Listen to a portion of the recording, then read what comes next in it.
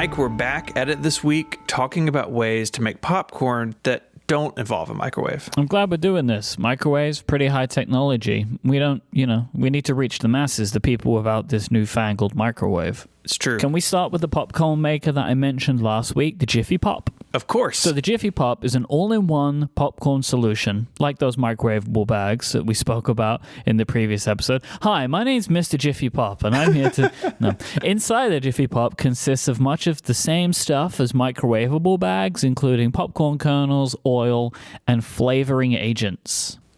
Flavoring agents are my favorite. It's my favorite flavor, agent. All of these ingredients are housed in a disposable aluminium pan with a foil top. Once you bring your Jiffy Pop home from the store, you take the paper label off of the top, and use the attached handle to hold it over a heat source like a stove, burner, or a campfire or something like that. Then you will hear the kernels begin to pop. Once this starts, the aluminum foil will begin to expand, growing up and out of the pan. I've never bought one of these things, but I looked at a bunch of photos in preparation for this, and it looks like a lot of fun. I'm mostly familiar with the Jiffy Pop from the Scream movies. Well, from Scream. I've never seen them, but I'm going to say, oh yeah, like I know. Yeah, I know, it's good. And in a Scary Movie, which is the parody, it's like in Scary Movie, the bag just gets bigger and bigger and bigger and bigger. Like that's one of the gags that they do. I think you're thinking of Real Genius. I have no idea what you're talking about. That's the movie where the house gets full of popcorn with the big laser. Don't remember that. Our friend Jason loves it. I don't remember that. I mean, you know what? I've probably seen Real Genius as part of the Mike at the Movies series, but I have zero memory of it.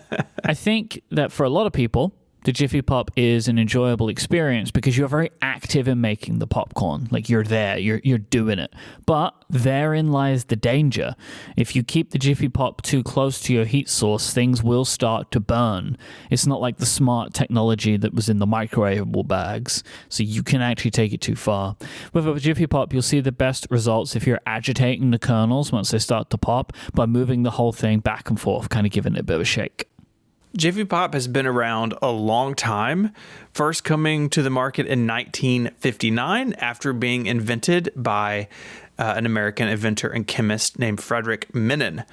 He sold the product the same year to a company called American Home Products, which itself has a complicated history, and I quickly got overwhelmed when reading about it.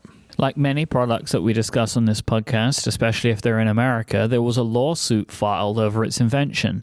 In this case, the Taylor Reed Corporation sued Minnan for patent infringement, claiming he had based his product on theirs, the Easy Pop, E-Z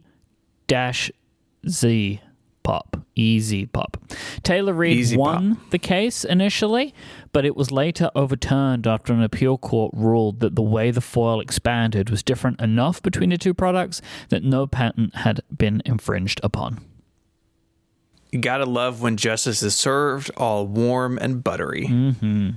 You can still get the stovetop version of Jiffy Pop today, albeit in a single flavor named Butter Flavor Popcorn. Nailed it. There you go. Of course, like the Jiffy Pop is reminiscent to if you just make it in like a saucepan, right? Like if you just make popcorn in a pan, you just like put the popcorn in the pan, shake the pan around, the popcorn pops, and there you go. But this is an easy one-stop shop way of making delicious popcorn in butter flavor. This episode of Ungeniused is brought to you by Squarespace, the all-in-one platform for building your brand and growing your business online. With Squarespace, you can stand out with a beautiful website, engage with your audience, and sell anything, products, services, and even content. Squarespace has everything you need all in one place. You can make the most of Fluid Engine, Squarespace's next-generation website design system, to unlock your creativity more easily than ever before. Start with a best-in-class website template and customize every design detail with reimagined drag-and-drop technology for desktop or mobile. You can stretch your imagination online with the Fluid Engine, and it's built in and ready to go on any new Squarespace website. And you can extend your branding with Squarespace email campaigns. You can encourage visitors to your site to sign up and become subscribers. You start with an email template and customize it, bringing over your brand ingredients like site colors and the logo. plus the built-in analytics built into every Squarespace site also measure the impact of your email campaigns. So you can learn where site visitors are coming from, where sales are coming from, and analyze which channels are most effective. I love building on Squarespace because all of this and so much more is just built in. You don't have to string a bunch of different things together. If you need a store, if you need to host a blog or a podcast or a gallery, like anything you could do basically on a website, Squarespace has the tools built in to do it. Head on over to squarespace.com/ungeniused for a free trial. And when you're ready to launch, use the code UNGENIUS to save 10% off your first purchase of a website or a domain name. That's squarespace.com/ungeniused and the code UNGENIUSed when you decide to sign up to get 10% off your first purchase. Our thanks to Squarespace for their support of Ungeniused and all of Relay FM. Jiffy Pop's not the only way in town to make popcorn. Let's talk about some other ways. One of the earliest popcorn makers was created by American baker and confectionery maker Charles Creters. In the 1880s, he was using a steam-powered machine built into a wagon to roast peanuts on the sidewalk outside of his store and at hired events. There's just something about it where I imagine this like tiny popcorn maker and a huge steam engine like powering it. By the next decade, his machines could also roast coffee and pop popcorn, and he showed them off at the Chicago Expo in 1893. Did we talk about the Chicago Expo, or did it come up as part of our World Fairs thing? I think we've talked about it. I know that this has come up before. I know that it has, but we've spoken a lot about World Fairs and stuff, so these expos and World Fairs, they come up.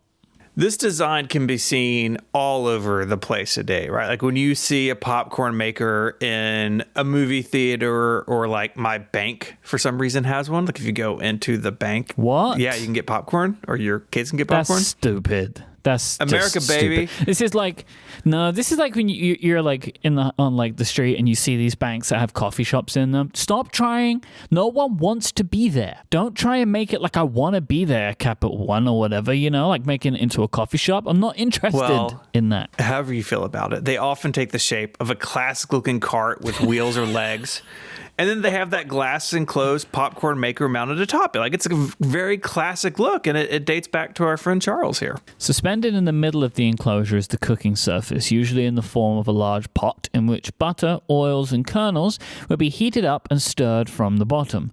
As the kernels pop, they fill up the pot, and then the whole thing will be tipped over, spilling the popcorn into the enclosure for collection. Obviously, the spilling is intended. It's not like it goes all over the floor. Yeah, it's into the glass box, and you get like a scooper and scoop it out. Another type of popcorn maker is known as the popcorn cannon. Yes. This is popular in areas of Asia and China.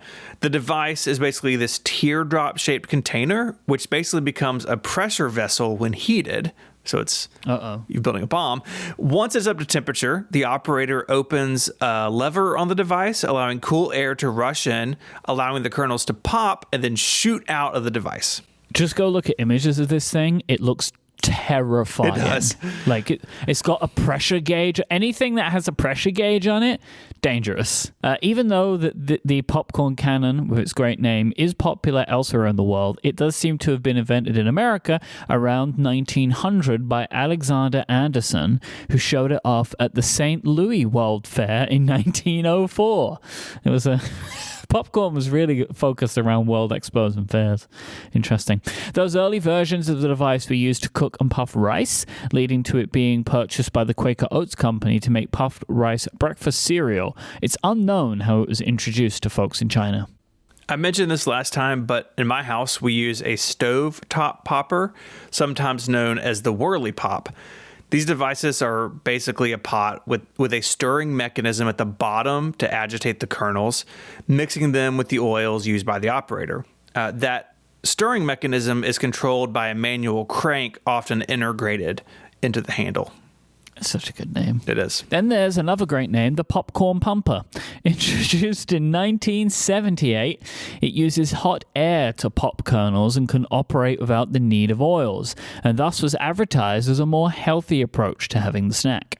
The kernels are put into the base of the machine, then they shoot out the top through a lid that was curved down to try to aim the flying popcorn into a bowl. These have fallen out of popularity due to their height, making them hard to store. We had one of these as a kid, and we like put it in the cabinet sideways because it was too tall, and they made a mess. Popcorn basically just went shooting around the kitchen. Love it. That's fantastic. I mean, what more could you want?